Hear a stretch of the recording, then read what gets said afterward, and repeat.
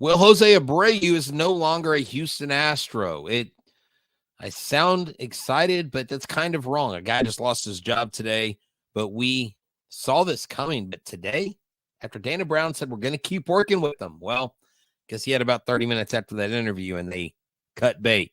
What does this mean? Jim Crane going to go after a big first baseman? Joey Luperfido going to come up? I don't know. Maybe he has to wait a few days. Let's talk about it on this edition of Locked On Astros. Jainel Diaz, this is Locked On Astros. Hello and welcome to Locked On Astros, your daily Astros podcast. Here are your hosts, Eric the Man Huysman and Brett H-Town Wheelhouse Chancey.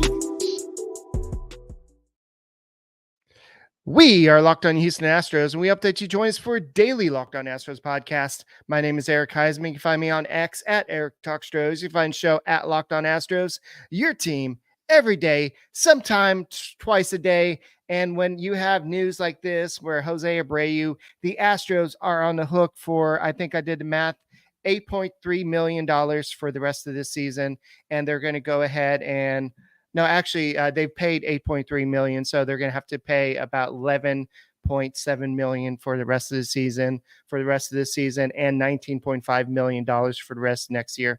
So doing the math, that's about $30 million or so. I mean, about 30-something million dollars that they still owe towards Jose Abreu. But the Astros had to make a move. He was not producing. He's 37 years old. This is way too young for him to be losing it like he is. But at some point, Brett, you've got to make the move. And guys, thank you for making the move to Locked On Astros podcast. Thank you for becoming everydayer, somebody that listens to our podcast every day, whether it's on YouTube. Go and subscribe to us and go and make us your first listen. Apple, Odyssey, Spotify, wherever you listen to your podcasts, go and check us out.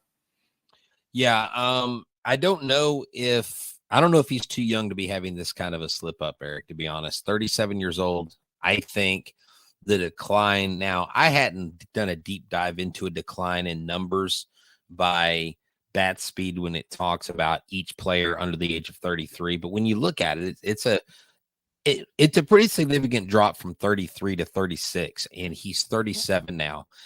And when they brought him back up from the Florida Complex League, I thought, wait, he went, I don't know, he was like, 2 for 9 or something crazy where he wasn't doing that good. Oh, he pulled an opposite, he pulled a ball, he hit a double, he hit 2 or 3 home runs since he's been back up, and he's had two. Okay. Were they both opposite field home runs? I don't know off top. I was on a cruise when it happened, so I don't know. So I know one of them was. I don't know if the other one was. But bottom line is this: this is good news for the Astros. It is bad news for Jose Abreu. And I have a quote here from Brian McTaggart. He said, ultimately, the Astros were left with no choice but to cut ties with Jose Abreu. See, look, even the big reporters make typos. It was a difficult decision considering the money involved and the kind of person Abreu is, but they could not keep him on the roster. And so that right there is one word from Brian McTaggart. I know everybody jumped on this. I mean, it was crazy. So John Singleton will get regular starts at first base is my assumption. Maybe they are looking at a trade. Maybe they look at the waiver wire.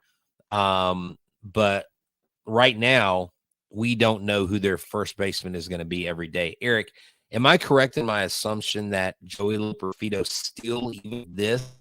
still cannot come on until, or does this eliminate that 10-day or 15-day waiting period that he has to wait?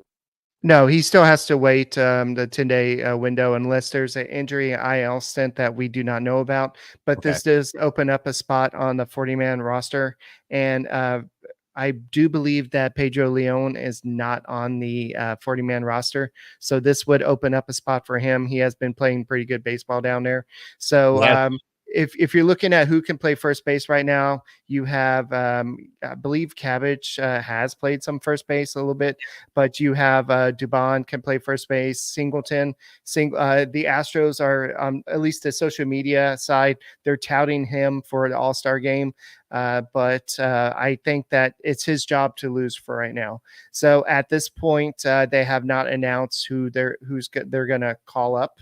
But it could be somebody off the 40-man roster, because Gray Kessinger is a guy that's eligible, and some of the guys that you have previously called up. So I think it's time for some fresh blood. We've seen what these guys that have gone down and come up, gone down, come up have done.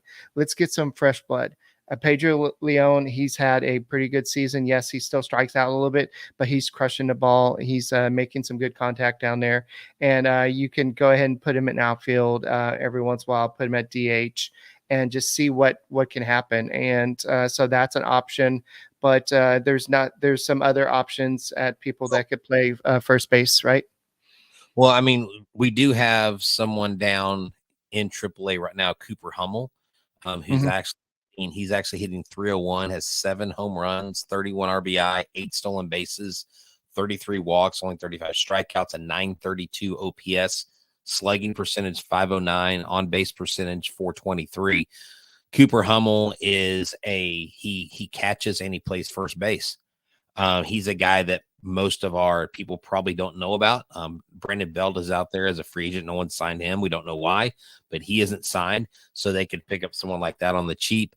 But if you don't want to go out and make a move necessarily and commit money to anybody like a Brandon Belt, you can take a Cooper Hummel now, because you've got to wait the 10 days for Joey Loperfido. And if they're not convinced that he's not going to play first base, it doesn't sound like right now they want to entertain the thought, which sucks, because I think Loperfido would be great there. I mean, I expressed that earlier on the show, but Cooper Hummel, I think when I'm looking at all the players that could come up and fill that spot, because you want Dubon to still have that flexibility in playing other positions.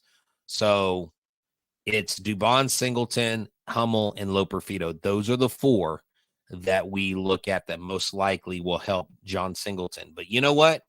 Here's another opportunity for John Singleton. John Singleton has not been good, but maybe now that he is the guy, maybe that's what he needs. Maybe he hits a jack tonight. Maybe he's excited.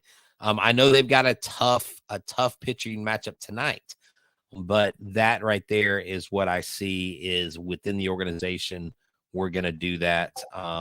And I don't think you'll see Diaz at first. I don't think you'll see Caratini at first. I think the other guys that I mentioned are your only real candidates right now at this point.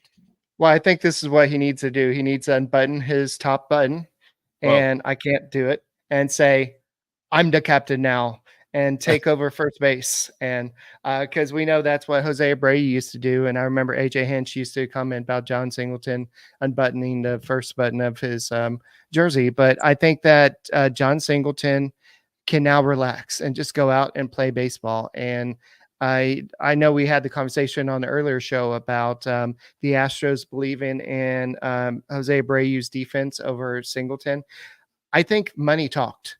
And in this case, I did the math while you were talking earlier. The Astros do owe Abreu about it's $30.7 million. So that's over the next year and a half. And so he had a negative 1.7 WAR over his time with the Houston Astros. He had a 6-something OPS last year, but still managed 90 RBIs with a 230 batting average. So it was amazing that he had the numbers he did last year. He got really hot at the end of the season after struggling so bad, but he just looked like a shell of himself. Last year, it looked like he was struggling. This year, he had no clue. He looked like he was just totally lost at the plate. His bat speed, it looked like it was gone. And he showed some signs of kind of finding things. But at this point, if the Astros, like Dana Brown talked earlier on Sports Talk 790, saying that the All-Star break is the make or break for the Houston Astros. If they're not around like 500 or above at that point, then that's when he will be worried, is what I heard. So I think that the Astros, and it's just funny that he was on air talking about Brady. Oh yeah, we're giving him a chance to shine. We've heard Brian McTaggart say they have to play him because there's no other option. They have to see if he can break out of this. And now this is his. Now the Astros are like, we can't do this anymore. He's hurting the team. Yeah, I mean, look, now it's not like all the rest of the team has all been like balls to the wall, hitting just crazy offensive production, right? I mean, this has been a very lackluster, lack of consistency performance. Okay. So at the end of the day, it is just one of those things where you go, okay, we save face by getting rid of Abreu now. Now, my question is this. Does this put Jim Crane into panic mode? And does this make him hold on. Don't shake your head before I'm done with my question. Let me sum it. Let me sum up. He's been in panic mode.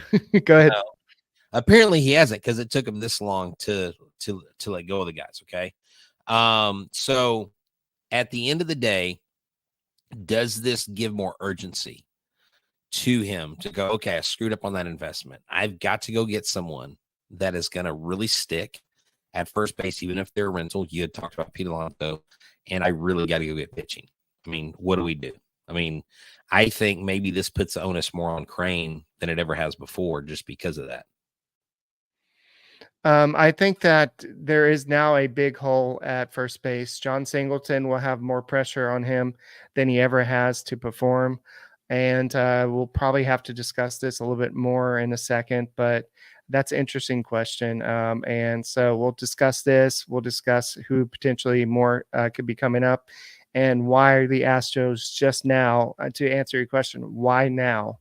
And we'll go ahead and continue this conversation. And we want your thoughts. What do you think about Jose Abreu? So those of y'all listening live, go ahead and put the comments in. That's part of the benefit of doing this live show. What are your thoughts? Jose Abreu. I can tell you what they think about Jose Abreu. Well, what about this move? The Astros making this move? Are you excited and all this? So go ahead and put your comments in. We'll discuss this in a second. Yeah, this episode is brought to you by Stitch Fix. Style so good, you can feel it. That's right. Just like releasing Jose Abreu, you feel good when you get Stitch Fix, because you can get a stylist who understands your style, your size, your budget, and they do all the shopping for you. Maybe the Astros should get Stitch Fix, and they can get the right person for the job. But just like my stylist knows my size, my budget, I can order boxes when I want and how I want. No subscription required. And they send 5 just for me pieces. And I look at them, I try them on, and I keep what I want, and I send back the rest. I mean, they know who I am. It's like they have style ESP. And if you don't love something, again, you can send it back. Shipping, returns, and exchanges, they're always free. So there's no extra charge. Style that makes you feel so good. Your look and your feel match. The best time to get started with StitchFix.com is right now. Go to StitchFix.com/MLB. for $100 off. That's $25 off your first 4 fixes for a limited time only. That's StitchFix.com/MLB for $100 off. StitchFix.com/MLB. Must redeem within 7 days of sign up. Offer does not include kids fixes. And thanks for coming to us today, because we want to talk to you about Tax Network USA. TNUSA.com/lockedon really has you covered. The way that we cover baseball year round, they have you covered. Why? Because tax season isn't just once a year, it's all season. And the IRS will come after you if you have not filed your taxes. They can garnish your wages. They can levy bank accounts, and they can even seize your property. So don't let the IRS target you. Get licensed professionals and tax experts at Tax Network USA. Let them go to bat for you. I know with my situation, with my teaching job, with the podcasting, freelance work, things I do in between self-employed status, I have got so many things that I have to rummage through when it comes to tax filing season or each quarter. So with over 14 years experience and A+ rating, there's no one better than these guys that are listed on the Better Business Bureau. Tax Network USA has saved their clients $1 billion in tax debt. Whether you owe taxes, have complicated matters, that require tax planning, or finally hit that parlay this season, need help filing correctly, call 1-800-549-1000 or visit tnusa.com/locked-on. See the link in the episode description below.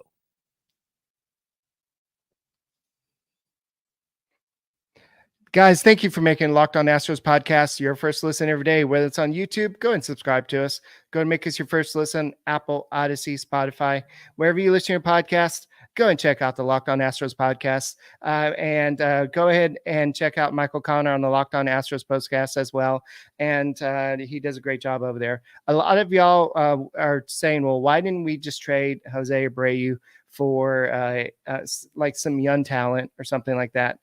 You have to have something there for somebody to want to trade for you. So I have this P right here. This P is from my lunch that I have right here that I just was finishing when Brett said, let's do a podcast. And so how much would you give me for this P, Brett? Nothing. I smashed it to crap right now, but basically it's a P. So like that's basically what the value of Jose Abreu was at this point in his career. Thankfully, at this point, he did finish his Astro season with the OPS plus. That was a positive number, which was 4. He was in the negative for most of the season, and there hasn't been too many players in history that have had a negative OPS plus, but he was in there. But because of the home runs, and he has played a little bit better recently. But Jose Abreu had 0 trade value. That's why I brought in the P. But that doesn't discredit what he's done in his career. He's had a 10 years, and he came a little bit later in his life when he was 27 years old to the big leagues. Some of his his prime was played in Cuba, but the Astros always wanted. It was just announced officially that Cooper Hummel is the call up for the Houston Astros to the Major League roster from Ari Alexander 6 minutes ago. Okay, so I'll look up his stats. No, so I just read him earlier. Oh, you did? Okay. Yeah, you didn't hear me reading the stats earlier? I don't remember. That was like 10 minutes ago. Eric, yes, he was 932 OPS, 509 slugging percentage, 301 batting average, 7 home runs, 31 RBI, 33 walks, 8 stolen bases, 49 runs in 163 at bats, has 49 hits. Again, 301. I mean, look, this guy he's always done really well where he's done. I mean, we may not know a ton about him, but he is another guy that we grabbed, I believe, from the San Francisco Giants through their minor league system. But I can tell you what he's done at the major league level. He's batted 166 with on base percentage at 264. OPS of 550 with 3 home runs and 17 RBIs, 5 stolen bases, and 199 plate appearances. So not a big sample size, but he did come from the Mariners and the Diamondbacks. I don't know how. Let me see the transactions. The Giants. He did come from Giants. Yes. Yeah, he did come from the Giants. So look, I mean, Cooper Hummel's been hitting well. The Space Cowboys are in first place. The Space Cowboys are playing great baseball. They're a very strong offensive team, and you love to see a kid like this getting a chance because you just know right now, Loperfito's not going to get that shot. Plus, he still has to wait that time period. So, Cooper Hummel is the guy, and who knows how long it takes him to get into a game. I guess now he's going to have to get into a game, and it really makes you wonder with something like this, Eric, because I really think after Lunau left, Jim Crane took a more hands-on approach.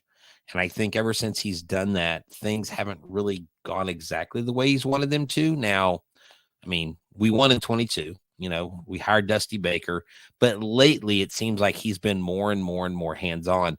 I'm wondering if after this kind of debacle, really bad contract, not only this, but the Montero contract, if Crane is going to maybe trust his people more, because maybe I don't know, I've never talked to him. I can't get inside the man's brain, Like, he's a billionaire for a reason. He's not an idiot.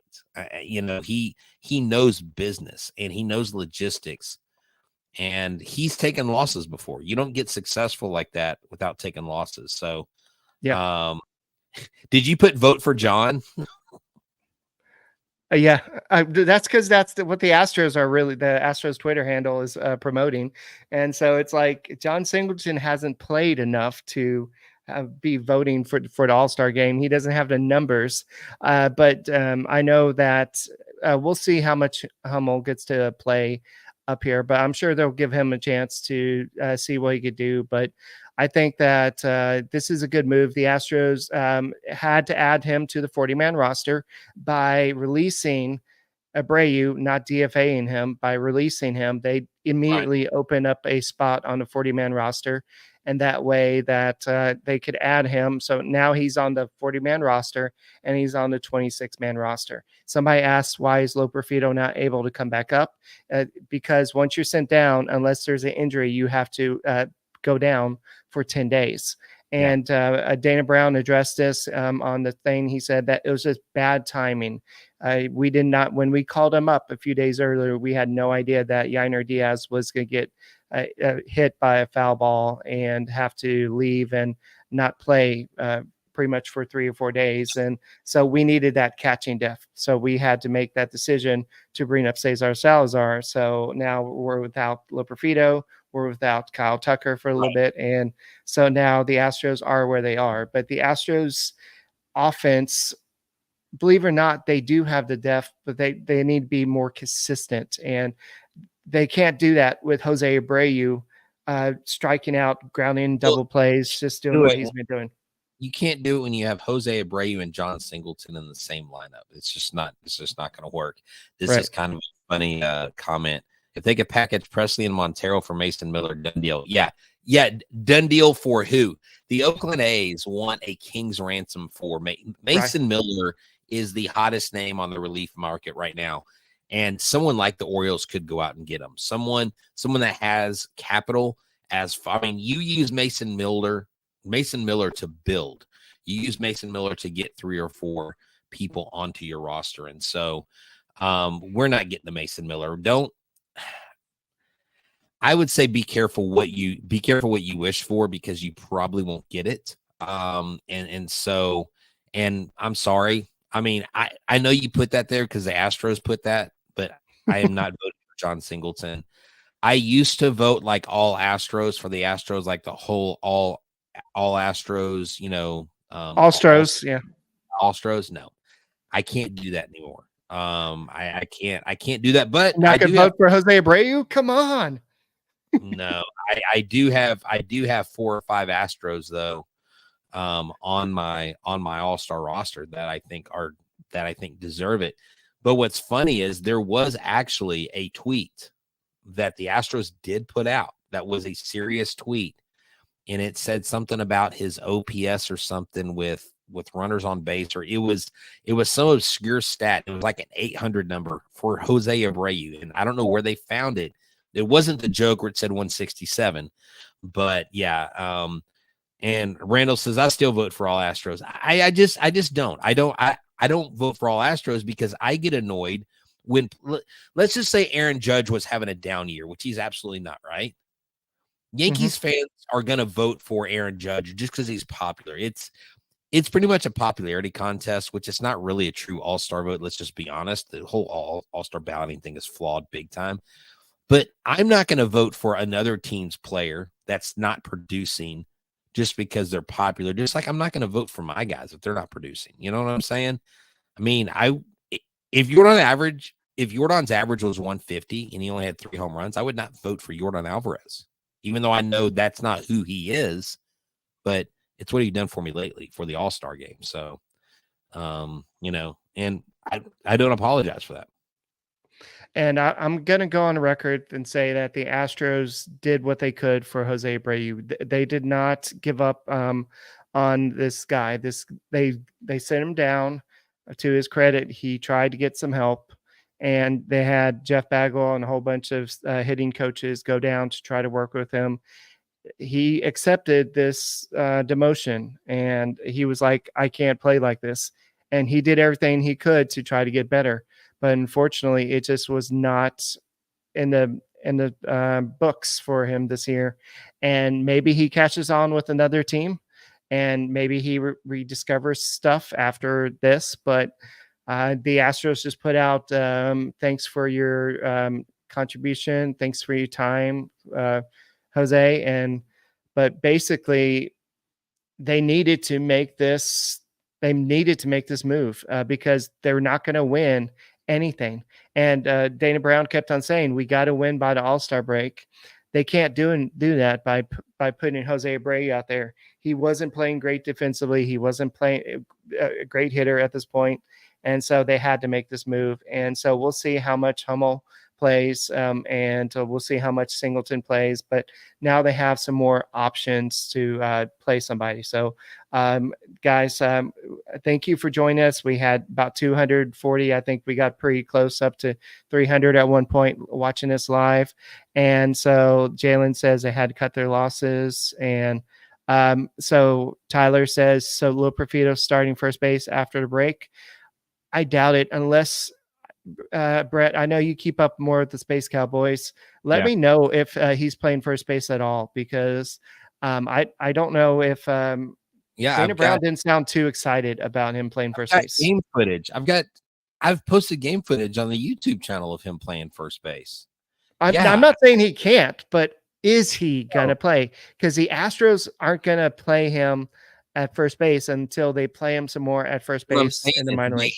Yes, though. Yeah, okay. I mean, every game that I've been to, I've been to two. I've only been to 2 games, but both games I've been to, Lo Profito was taking first base prior to anybody getting in the stadium. I was down on the field watching him take infield practice, first base. He was doing that back when Justin Verlander was doing his rehab start. Yeah, I don't understand why they. I mean, do they think we're stupid? I mean, it's actually kind of insulting that they would act like he doesn't. And he came up as a first baseman at Duke. His whole freshman year, he was a first baseman. So they act like, I don't know. I don't understand what their reluctancy of him playing first base is. It makes no freaking sense at all. I'm going to sit here and look and see how many he's played 11 games at first base. Okay, this year? Yes. He's played 91 innings. He's played mostly in center field. So think about it. He's played 11 games. He's played 3 in left field, 23 in center field. Okay. But he's played overall 62 games at first base. So, and he started 59 games at first base. So, but Dana Brown and the Astros are going to look at that one error at first base and be like, nope, he can't be our first baseman. No, he's got. I mean, this is cockamamie, dude. He's got a higher fielding percentage at first base than he does in center field. Well, that's a lot more chances, but yeah, I get what you're saying. I'm just, it's right now, it's stupid. I mean, I'm sorry. If you got a kid that's a left-handed, why don't you want 3 left-handed bats in there whenever Tucker comes back? I don't get it. I mean, you've got the 3 left-handed bats and Singleton. You're letting Singleton play, so you can't let Lo Profito play? Oh, well, I don't understand. Fine.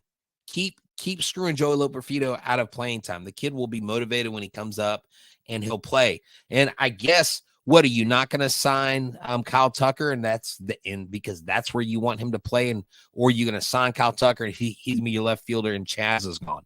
What's going to happen? But somebody is definitely not going to be here. If they're buyers, somebody's not going to be here on the big league club. And there's probably going to be a prospect or two that we see them let go of. And I'm telling you, if they make moves at the All-Star break and they are not something that helps them transition to being a World Series contender, then it's a waste of a move. It's a waste of a move. And I just don't know how you're going to do that. I don't know how Dana, you just have to believe your own bull crap. You know, we've got a World Series rotation right now. We can do it. This team's got grit. This team's done it before. I'm like, no, That's they not how haven't. Dana Brown sounds like. Well, I'm not going to try to do a Dana Brown, but I'm just like, he's literally speaking false bullshit. I'm sorry, he is. I'm so. Oh, I don't care. I'm so tired of it. You can't tell me that you believe this team, the way they're performing, is a World Series team. No, it's not. What have you done today to prove that you're a champion?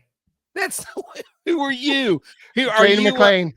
No, that is not. Oh, okay. I thought that was Van Chancellor.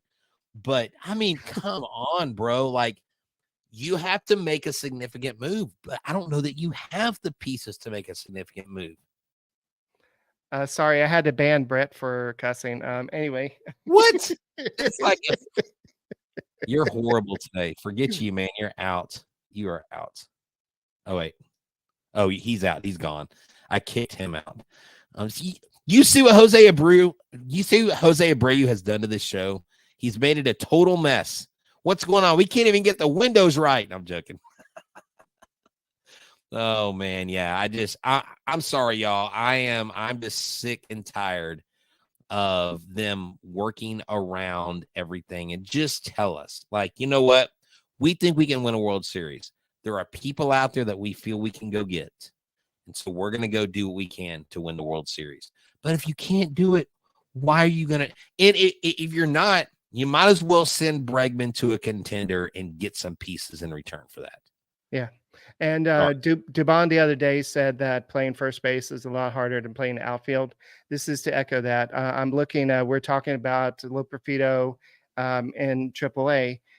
Even though he's played a lot less innings, he's had more total chances in first base. He's had 96 total chances at first base and only 50 in center field. So that just shows the difference. And that's why his fielding percentage, he's made one error at both positions, but because of the difference, that's why it's a little bit like that. So guys, the Jose Abreu error is over. So now we got somebody else to complain about who's going to be up. We'll see. We'll talk about this on the next edition of the Locked On Astros podcast. My name is Eric Huysman.